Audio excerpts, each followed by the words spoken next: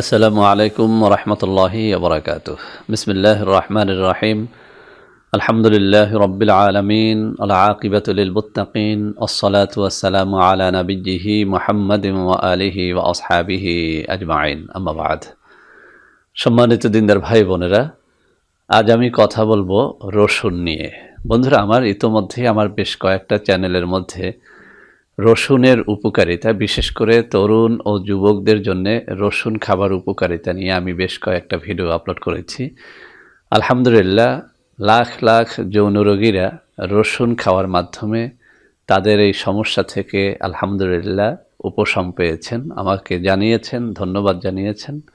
আমি আল্লাহ রব্বুল আলমিনের দরবারে লাখো কোটি শুকর আদায় করছি যে আমার মাধ্যমে আলহামদুলিল্লাহ কিছু তরুণ, কিছু যুবক, কিছু বিবাহিত অবিবাহিত বন্ধুরা আলহামদুলিল্লাহ তাদের যৌন রোগ থেকে সেরে উঠেছেন।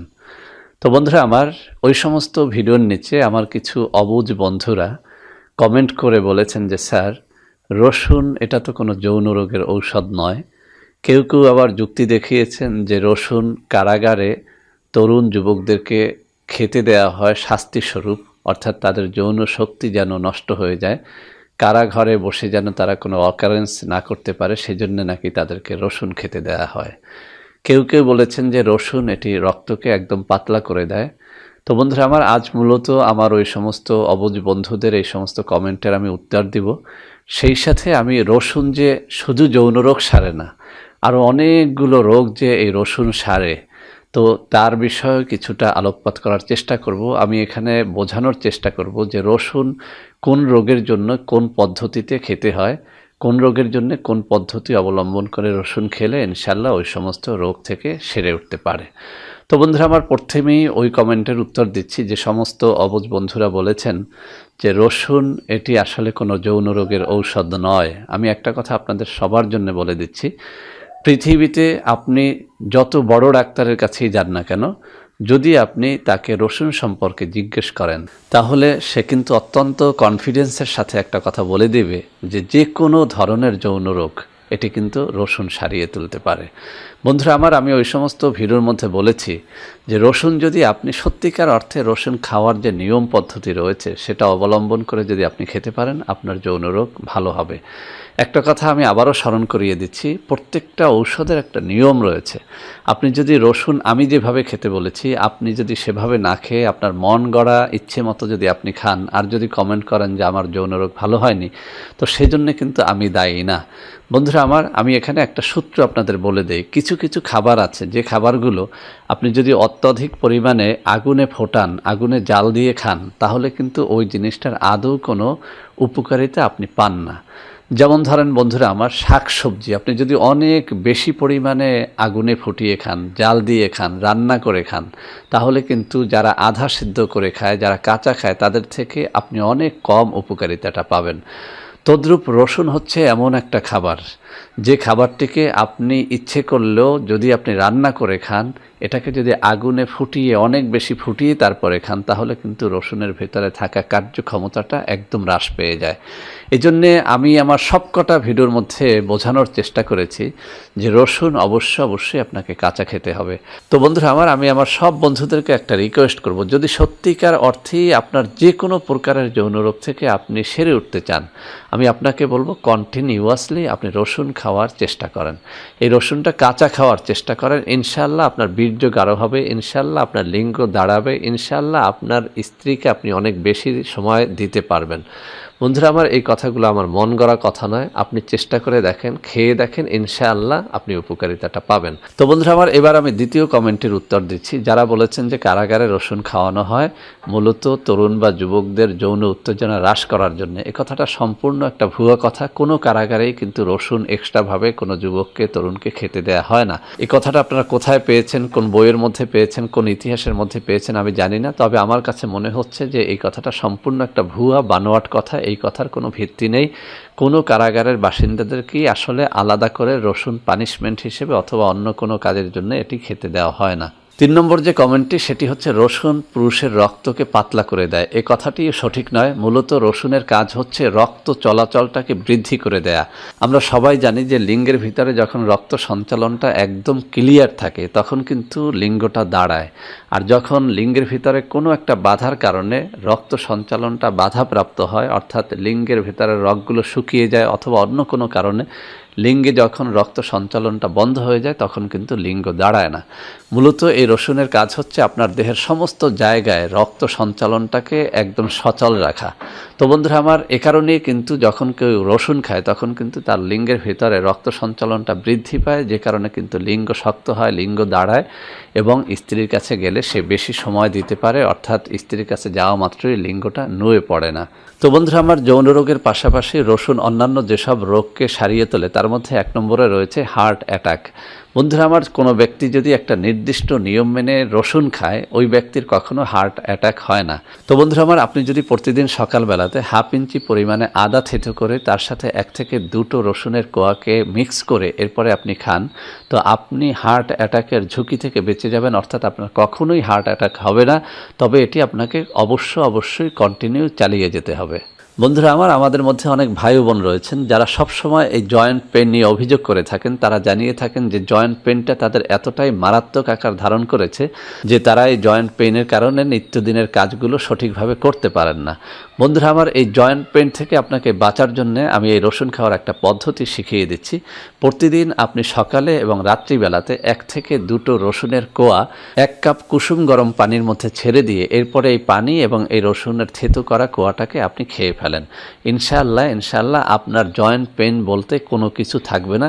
যদি আপনি এটা 2টা সপ্তাহ কন্টিনিউ করতে পারেন, অর্থাৎ 2টো সপ্তাহ যদি আপনি সকালে এবং বিকেলে এই জিনিসটি খান, খালি পেটে বা ভরা পেটে খাওয়া আপনার ইচ্ছা, আপনি দেখবেন যে আপনার জয়েন্ট পেইন বলতে আপনার কিছুই থাকবে না। এছাড়াও এই জয়েন্ট পেইনের পাশাপাশি আপনার দেহে যদি বাতের ব্যথাটা থেকে থাকে, ইনশাআল্লাহ সেটাও কিন্তু দূর করে দেয় এই কুসুম গরম পানি এবং থেতো করা রসুন। বন্ধুরা আমার, 3 নম্বরে এই রসুন আমাদেরকে যে রোগটি সারিয়ে তোলে সেটি হচ্ছে অতিরিক্ত ওজন। বন্ধুরা আমার, এই অতিরিক্ত ওজন বা ফ্যাটি হয়ে যাওয়া, দেহে চর্বি হয়ে যাওয়া, এই রোগটি কিন্তু এখন আমরা সচরাচর শুনতে পাই। তো বন্ধুরা আমার, যাদের দেহের ওজনটা অনেক বেড়ে গেছে বা ওজন কমানোর জন্য আপনারা অনেক রকমের রেমেডি ইউজ করেছেন, খেয়েছেন, আমি তাদেরকে বলবো এই রসুন 1 বা 2টো কোয়া আপনি থেতো করে নিয়ে এরপরে 1টা গ্লাস পানির মধ্যে আপনি সেটাকে ছেড়ে দেন। এরপরে সেখানে 1 বা 2 চামচ লেবুর রস ঢেলে দেন।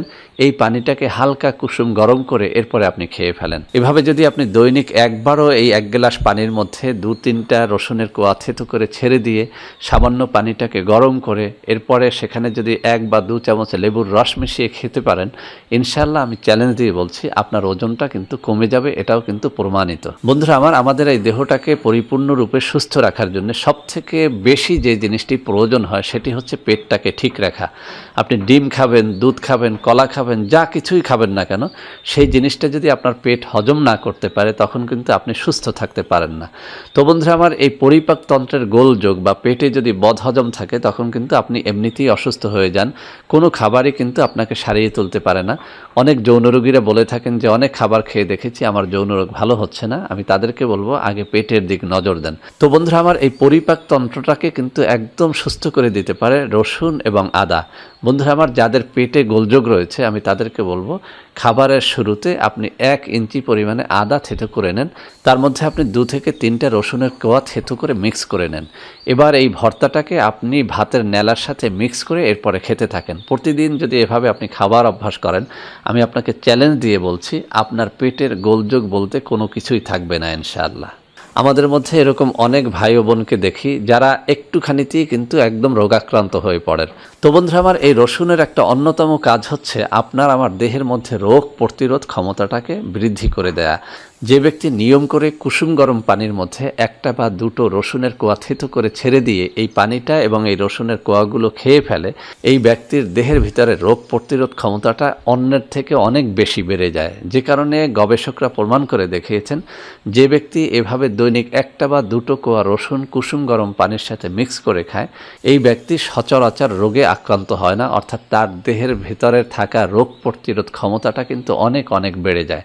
তো বন্ধুরা আমার, আমি এক কথায় একটা কথা বলতে চাই, যারা সর্বপ্রকারের রোগ থেকে বাঁচতে চান, এক কথায় দেহের রোগ প্রতিরোধ ক্ষমতাটাকে বাড়িয়ে সব ধরনের রোগের হাত থেকে বাঁচতে চান, তাদেরকে বলবো একটা বা দুটো কোয়া রসুন প্রতিদিন কুসুম গরম পানির সাথে মিক্স করে আপনি খান। তো বন্ধুরা আমার, এতক্ষণ আমরা শুনলাম যে রসুন খাওয়ার কী কী উপকারিতা। এবার আমরা শুনবো যে রসুন খেলে আমাদের কি কি রোগের ক্ষতি হতে পারে। এক নম্বরে হচ্ছে পিত্ত রোগ। যাদের পিত্তের সমস্যা রয়েছে আমি তাদেরকে বলবো আপনারা রসুনটা খাবেন না। এখন আপনার দেহের মধ্যে পিত্ত রোগ আছে কিনা সেটা বুঝবেন কিভাবে? সেটা বোঝার অত্যন্ত সহজ একটা উপায় আছে। সেটা হচ্ছে আপনার পায়খানার কালার যদি অত্যন্ত গাঢ় হলুদ বর্ণের হয়, তাহলে আপনার বুঝতে হবে যে আপনার পেটে পিত্তের সমস্যা রয়েছে। মূলত রসুন পিত্তের রোগটাকে আরও বাড়িয়ে দেয়। সেজন্য আমি বলবো যাদের এই পিত্তের রোগটা রয়েছে তারা রসুন খাওয়া থেকে বিরত থাকবেন। 2 নম্বরে যাদের খুব বেশি পরিমাণে অ্যালার্জি রয়েছে, অর্থাৎ রসুন খেলেই যাদের চুলকানিটা বেড়ে যায়, তাদেরকে আমি বলবো যে আপনারা রসুন খাওয়া থেকে বিরত থাকবেন, কেননা এই রসুন কিন্তু অ্যালার্জিকে কিছুটা হলেও বাড়িয়ে দেয়। তো বন্ধুরা আমার, রসুনের সবকটা গুণ নিয়ে কথা বলতে গেলে ঘন্টার পর ঘন্টা চলে যাবে।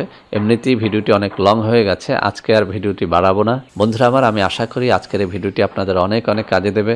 বন্ধুরা আমার, ভিডিওটি ভালো লাগলে লাইক করবেন, কমেন্ট করবেন, শেয়ার করবেন, আমাদের চ্যানেলটিকে ভালোবেসে সাবস্ক্রাইব করবেন।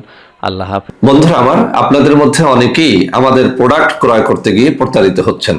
সেজন্য এখন কিছু নম্বর আমি মুখে পড়ে শোনাবো।